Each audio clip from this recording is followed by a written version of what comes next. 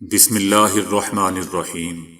السلام علیکم دوستو، دنیا بھر کی بریکنگ اور سلیکٹڈ نیوز میں آج آپ سنیں گے، لیکن اس سے پہلے اگر ہو سکے تو لائک اور سبسکرائب کا بٹن ضرور دبا لیں۔ شکریہ۔ اسرائیلی خفیہ ایجنسی موساد کا سربراہ تبدیل کر دیا گیا ہے۔ صہیونی خفیہ ایجنسی موساد کے نئے سربراہ کا انتخاب ہو گیا۔ ڈیوڈ برنیا 1 جون کو اپنے عہدے کا چارج سنبھالیں گے۔ نئے سربراہ 56 سالہ ڈیوڈ برنیا کا انتخاب وزیر اعظم نیتن یاہو نے کیا۔ اسرائیلی وزیر اعظم نے ڈیوڈ برنیا کو نیا چیف بنانے سے قبل سابق سربراہ موساد اور اٹارنی جنرل سے صلاح مشورے کیے۔ دوسری طرف اسرائیل کے وزیر دفاع کا کہنا ہے کہ اسرائیل حماس کے القسام بریگیڈ کے کمانڈر محمد الزیف کو مارنے کا کوئی موقع ہاتھ سے جانے نہیں دے گا۔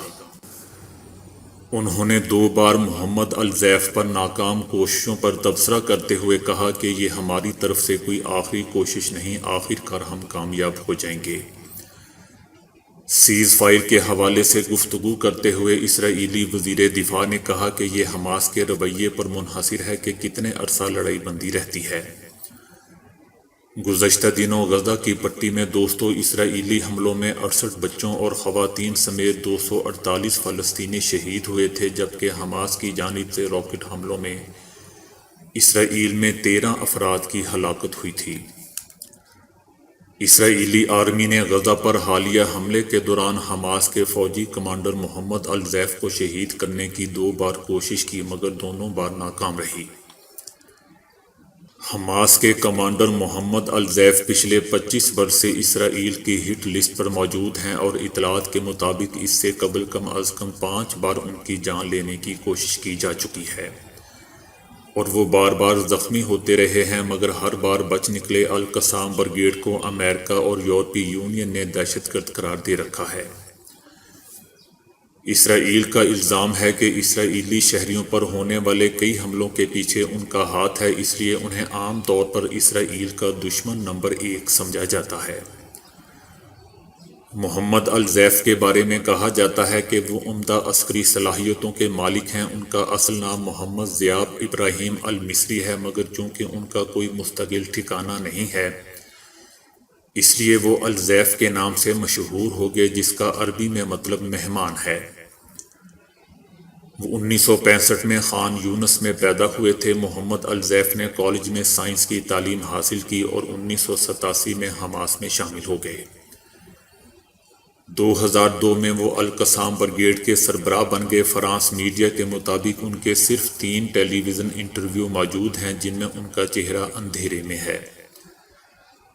محمد الزیف کی کوئی حالیہ تصویر بھی نہیں ملتی اور ان کی آخری مصدقہ تصویر 1990 کی ہے، جب ان کی عمر 24 برس تھی۔ اسرائیلی حملے میں ان کے اہل خانہ کا انتقال ہوا تو وہ جنازے میں بھی شریک نہیں ہوئے، تاہم بعض میڈیا اطلاعات کے مطابق وہ شریک ہوئے تھے، مگر کسی نے انہیں پہچانا نہیں۔ فرانس میڈیا کے مطابق محمد الزیف کے سسر نے بھی اعتراف کیا کہ ان کی اپنے داماد سے صرف ایک بار 2007 میں ملاقات ہوئی تھی، جب وہ رشتہ مانگنے ان کے پاس آئے تھے۔ سپریم کورٹ پاکستان نے شہباز شریف کو بیرون ملک جانے سے متعلق حکم کے خلاف اپیل پر سماعت کے دوران ریمارکس دیے ہیں کہ حکومت نے لاہور ہائی کورٹ کے فیصلے کی توہین کی ہے۔ بادی النظر میں حکومت نے لاہور ہائی کورٹ کے فیصلے کی توہین کی ہے۔ اب دیکھنا یہ ہے کہ لاہور ہائی کورٹ کے حکم کی توہین ہوئی ہے یا نہیں۔ دوسری طرف ایسا کوئی ریکارڈ نہیں کہ شہباز شریف کو ایمرجنسی تھی۔ لاہور ہائی کورٹ نے وفاق کا موقف بھی نہیں سنا، بلکہ یک طرفہ حکم دے کر عمل درآمد کے لیے زور دے دیا۔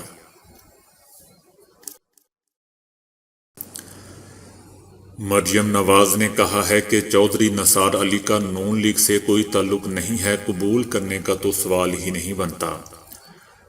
مریم نواز نے مزید کہا کہ حکومت جھوٹ بول کر ترقی کے اعداد و شمار دے رہی ہے۔ شہباز شریف کے بارے میں ہر بات کو لڑائی بنانا چھوڑ دیں۔ جہاں شہباز شریف خود موجود ہوں وہاں میری موجودگی ضروری نہیں۔ انہوں نے کہا کہ ارشد ملک کی گواہی کے بعد، نواز شریف صاحب کے اور شوکت عزیز صدیقی کی گواہی کے بعد میرے سارے مقدمات ختم ہو جانے چاہیے۔ ثابت ہو چکا ہے کہ یہ سیاسی انتقام کے سوا کچھ نہیں۔ مریم نواز نے مزید کہا کہ چودھری نثار علی آزاد امیدوار ہیں، ان کا مسلم لیگ نون سے کوئی تعلق نہیں ہے۔ نون لیگ انہیں کیوں قبول کرے گی، اس کا تو سوال ہی پیدا نہیں ہوتا۔ ایک سوال کے جواب میں انہوں نے کہا کہ اس چیئرمین نیب کو ہٹائیں گے تو وہ اس جیسا ایک کو اور لے آئیں گے۔ اصل مسئلہ چیئرمین نیب نہیں، اصل مسئلہ وہ لوگ ہیں جو نیب سے اس طرح کے کام لیتے ہیں۔ استعمال کرنے والے زیادہ بڑے گنہگار ہیں۔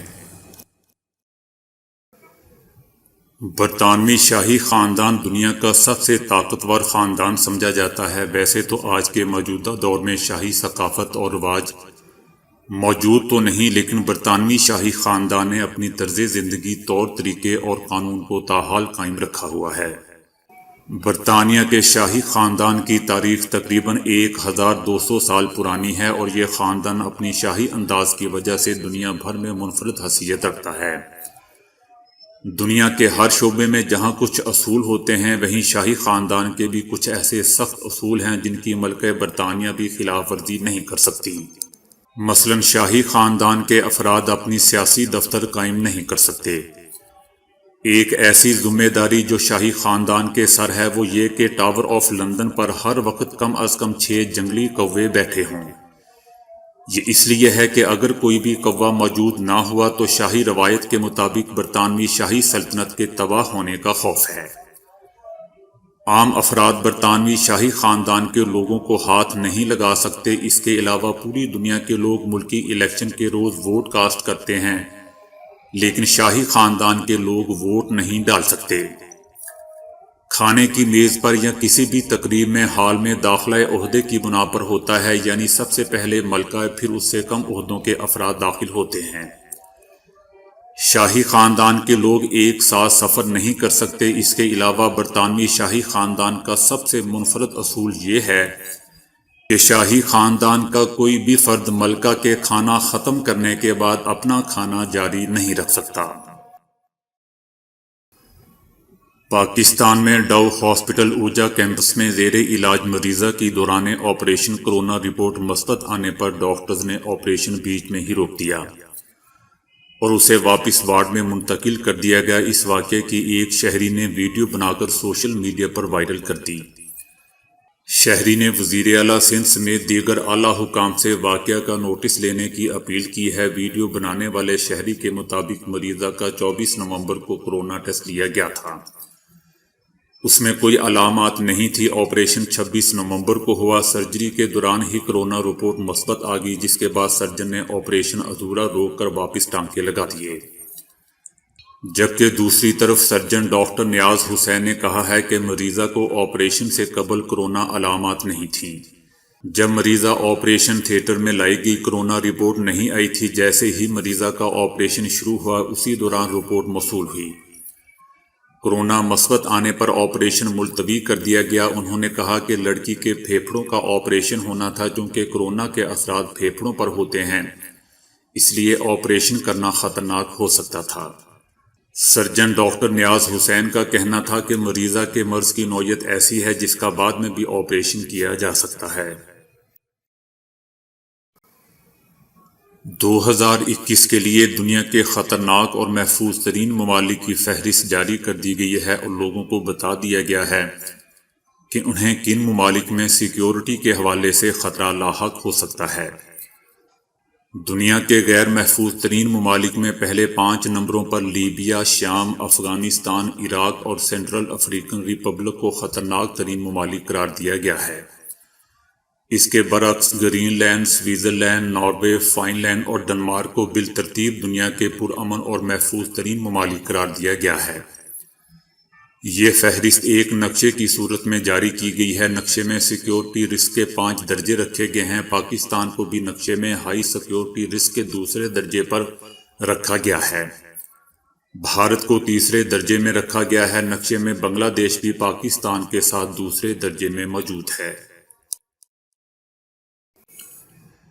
شہزادی ڈیانا کے بارے میں کچھ ایسے حیران کن سچ پتہ چلے ہیں جو یقیناً اس سے قبل شاید آپ نے کبھی نہیں سنے ہوں گے۔ شہزادی ڈیانا پڑھائی سے دور بھاگتی تھی۔ لیڈی ڈیانا کو 9ویں جماعت تک گھر میں ہی تعلیم دی گئی۔ جس کے بعد انہیں بورڈنگ سکول میں بھیجا گیا۔ یہ اپنے او لیولز میں 2 مرتبہ فیل ہوئیں، جس کے بعد انہیں سکول سے نکال دیا گیا۔ اس وقت ان کی عمر 16 برس تھی۔